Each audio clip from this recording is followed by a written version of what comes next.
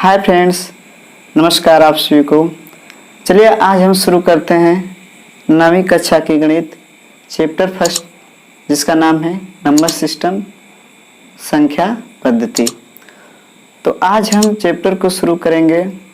तो क्योंकि हमें पहला लेसन जो पढ़ना है वो है संख्या के बारे में पढ़ना है, तो हम कुछ बेसिक संख्याओं के बारे में जान लेते हैं जो पिछली कक्षाओं में हम पढ़ चुके हैं। तो हम यहाँ पर पढ़ेंगे प्राकृत संख्या। प्राकृत संख्या, नेचुरल नंबर। नेचुरल नंबर,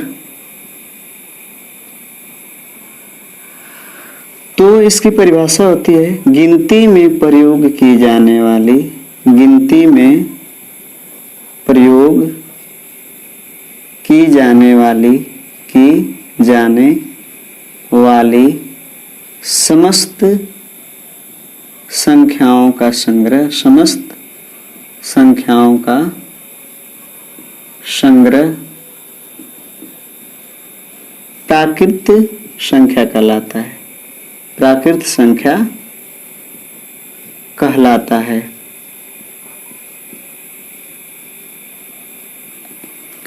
इसे कैपिटल एन से प्रदर्शित किया जाता है, प्रदर्शित किया जाता है।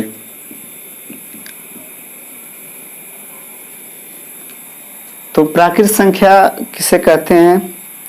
प्राकृत संख्या गिनती में प्रयोग की जाने वाली समस्त संख्याएं, इसे गणना संख्या भी कहा जाता है। गिनती में प्रयोग की जाने वाली समस्त संख्याओं का संग्रह ही प्राकृत संख्या कहलाता है। इसे कैपिटल एन से दर्शाया जाता है। जैसे यहाँ पे लिख सकते हैं कैपिटल एन बराबर 1, 2, 3, 4, 5 डॉट डॉट 100, और भी हो सकता है आगे 101 डॉट डॉट इत्यादि। इसके बाद आते हैं पूर्ण संख्या। पूर्ण संख्या जिसे कहा जाता है होल नंबर। होल नंबर,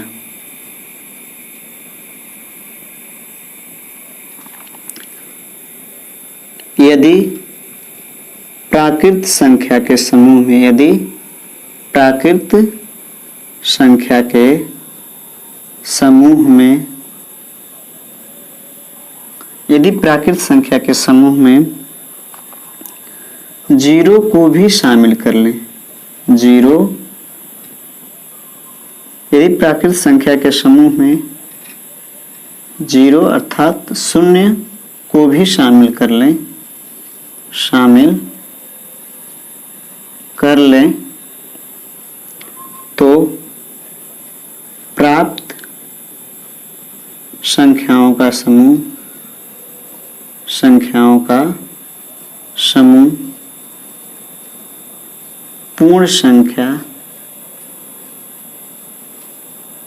कहलाता है, कहलाता है। जैसे इसे कैपिटल W से प्रदर्शित किया जाता है, प्रदर्शित किया जाता है। तो यहाँ पर हो जाएगा W बराबर 0, 1, 2, 3, 4, 5, 6, 7 डॉट डॉट, और भी हो सकते हैं।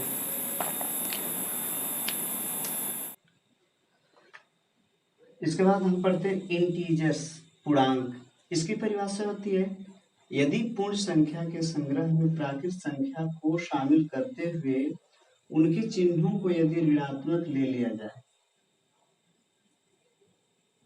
उनके चिन्हों को यदि ऋणात्मक ले लिया जाए तो समस्त संख्याओं का संग्रह पूर्णांक कहलाता है।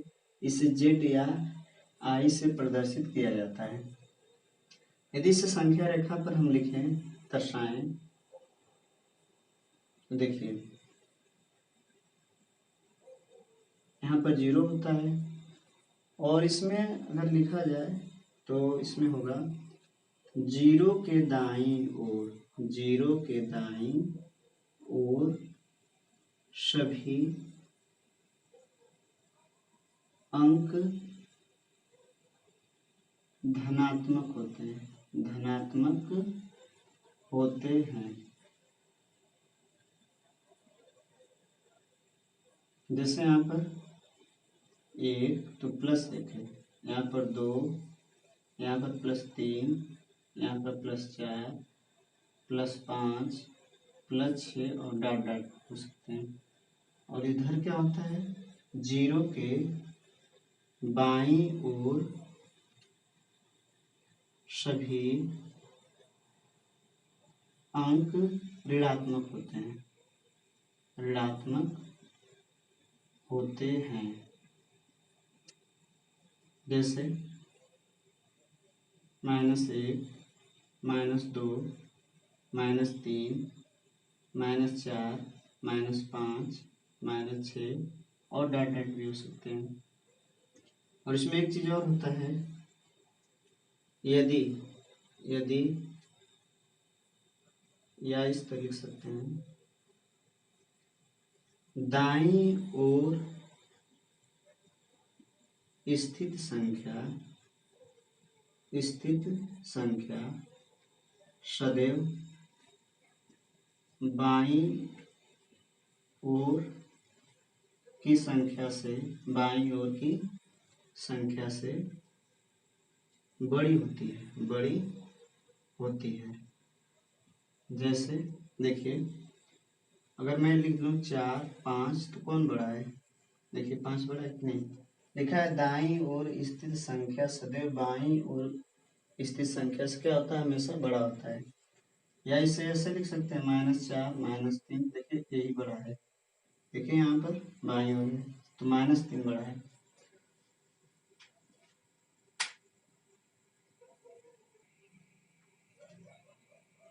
देखिए यहाँ पर लिखा गया है परिमेय संख्या, रेशनल नंबर। इसकी परिभाषा लिखा गया है, जिस संख्या को p/q के रूप में लिख सके, जहाँ p, q एक धन पूर्णांक, जैसे a और a धन पूर्णांक होंगे तथा q बराबर नॉट इक्वल 0, अर्थात हर 0 नहीं होना चाहिए, सब कुछ 0 हो सकता है लेकिन हर 0 नहीं।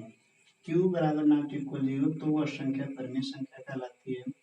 इसे q से प्रदर्शित करते हैं, q से प्रदर्शित करते हैं, प्रदर्शित करते हैं। और यहाँ पर लिखा गया है जैसे परिमेय 0, 1, 2, 3, 4, 5 डॉट डॉट, क्योंकि सबके बटे हम 1 लिख सकते हैं इसलिए इसको हम परिमेय कह सकते हैं। परिमेय देखिए 1/2, 3/4, 5/6, 1/2 डॉट डॉट और भी हो सकते हैं। परिमेय 1.2, 0.5, 6.7, 8.35, ये सब भी दशमलव परिमेय के रूप में लिखी गई हैं। इसे हम p/q के रूप में लिख सकते हैं। देखिए ये भी परिमेय, क्योंकि इसमें पुनरावृत्ति 7 की हुई है, इसमें 9 की हुई, इसमें 3 की हुई है। तो जिस की पुनरावृत्ति हमें पता हो कि किसकी पुनरावृत्ति हो रही है तो वह क्या हो जाएगा, परिमेय। अगर ये इस तरह था 1.7, 5, 6, 1, 3, 5 और डॉट डॉट, तो ये अपरिमेय होता। क्या होता, अपरिमेय, क्योंकि यहाँ पर पता चलना चाहिए। अगर पता चल रहा है तो क्या होगा, परिमेय, अगर नहीं पता चलेगा तो अपरिमेय होगा। और इसी को एक संक्षिप्त रूप में लिखा गया, इसे 1, 7, 7, इसमें 9, 3, 9, 3 बार बार आया हुआ, इसमें 1, 5, 5, 6, 5, 6 बार बार आया हुआ, इसलिए सब क्या है, परिमेय संख्याएं। तो चलिए अब हम क्या करते हैं, अपने चैप्टर की, पहले चैप्टर की शुरुआत कर देते हैं। और भी संख्या होंगी, हम उनको अगले टर्म में पढ़ेंगे, क्योंकि जो हमारा पहला चैप्टर है उसमें बस इतना ही संख्या से, इतना ही संख्या उससे काम हो जाएगा। तो चलिए अब, तो उसके बाद हम पढ़ेंगे अपरिमेय संख्या। आप चैप्टर को देखते रहिए और उसके अकॉर्डिंग हम लोग पढ़ेंगे, तब जाके हम अच्छे से पढ़ पाएंगे। क्योंकि जितना हम पढ़ें उतना हम चैप्टर को भी कवर करते हुए चलें, तब सही होगा।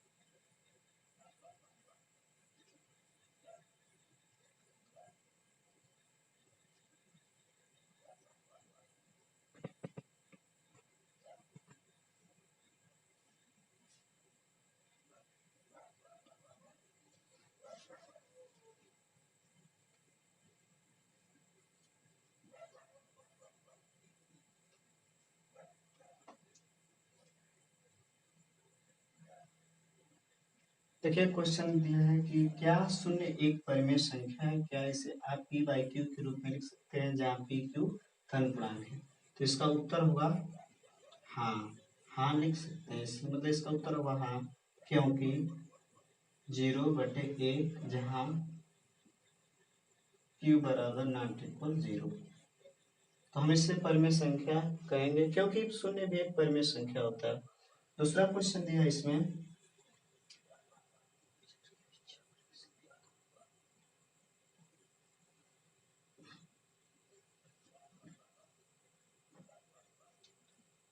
3 व 4 के बीच बीच 6 परिमेय संख्या होता है, 6 परिमेय संख्या बताओ। तो हम अभी बताए हैं एग्जाम्पल, तो इसके हिसाब से फर्स्ट रूल तो हो जाएगा हमारा 3 यहाँ लिखिए, 4 यहाँ लिखिए, 6 कहाँ है, तो 6 कहाँ है तो हम लिखेंगे इसको 6 + 1 = 7 बटे 1 लिखिए, बटे 1 लिखिए, गुणे 7/7 गुणे 7/7, तो ये हमारा हो जाएगा 21/7 और ये हो जाएगा हमारा 28/7 और इसमें लिख देंगे 22/7 और 23/7, 24/7, 25/7, 26/7 और 27/7। तो देखिए यही हमारे क्या है आंसर है। देखिए 6 है कि नहीं, क्या हमारे आंसर है। यहाँ पर देखिए जो रहता है इसके बटे 1 लिख सकते हैं, इसके बटे 1 लिख दिए और मतलब जितनी संख्या कहेगा उसमें एक बढ़ा के हम ऊपर नीचे दोनों में क्या कर देंगे, गुणा कर देंगे और बाकी बीच का लिख देंगे।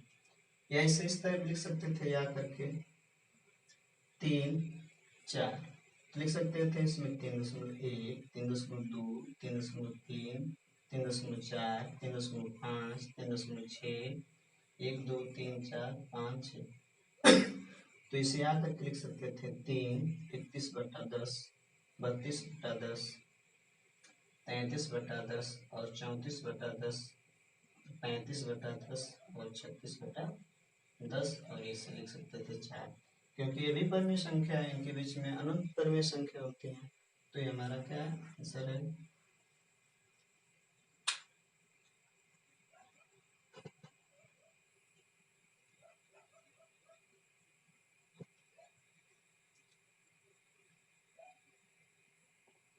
देखिए यहाँ पे लिखा गया 3/5 और 4/5 के बीच 5 परिमेय संख्या लिखे।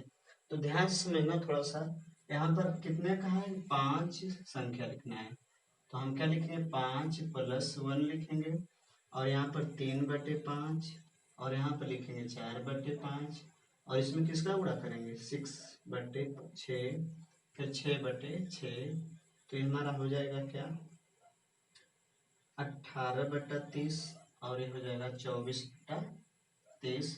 तो अब लिख सकते हैं 19/30 20/30 21/30 22/30 और लिख सकते हैं 23/30। तो देखिए 5 हो गए कि नहीं, देखिए ध्यान से एक यही संख्या हमारी क्या है। या इसे इस तरह भी लिख सकते थे, जैसे इसमें इनका भाग दे देते हैं हम, या करके इधर लिख देते हैं, इसको मिटा देते हैं, इसको मिटा देते हैं। देखिए इसे या करके लिख सकते हैं 3/5 और 4/5 भाग देंगे 0.6, इसको भाग देंगे 0.8, यहाँ पे लिख सकते हैं 0.62 0.64, कुछ भी लिख दिए 0.65 0.72 0.78, क्योंकि 0.80 है तो चलिए इसको ऐसे भी लिख सकते थे। इसको अब हम लिख सकते हैं भिन्न में भी लिख सकते हैं कि यही हमारा क्या है आंसर है। देखिए यहाँ पर कह रहा है सत्य सत्य बताना है और हमें कारण भी देना है। देखिए प्रत्येक प्राकृत संख्या एक पूर्ण संख्या होती है। प्रत्येक प्राकृत संख्या, जैसे इसको अगर लिखा जाए तो 1 2 3 4 5 6 डाटा। देखिए क्या है, प्राकृत संख्या। क्या है, प्राकृत संख्या। तो यहाँ पर अगर हम पूर्ण संख्या की बात करें तो वो 0 से शुरू होता है। तो मान लेते हैं इसमें 0 नहीं है, तब 1 2 3 मिलेगा। इसका मतलब क्या है कि यह पूर्ण संख्या है। 1 2 3 4 5 6 प्राकृत संख्या है तथा पूर्ण संख्या भी है। पूर्ण संख्या भी है। ये हो गया। प्रत्येक पूर्णांक एक पूर्ण संख्या होता है। प्रत्येक पूर्णांक एक पूर्ण संख्या होता है, तो इसको हम कर देंगे असत्य। क्यों असत्य है? क्योंकि क्योंकि क्योंकि -3 -4 -8 डॉट डॉट और पूर्ण संख्या है। पूर्ण संख्या पूर्णांक है, लेकिन पूर्ण संख्या नहीं है। पूर्ण संख्या 0 से शुरू होता है, क्या नहीं है। और प्रत्येक परिमेय संख्या एक पूर्ण संख्या होता है। प्रत्येक परिमेय संख्या कह रहा है, जैसे प्रत्येक, तो इसका भी नहीं होगा, नहीं असत्य होगा, असत्य। क्योंकि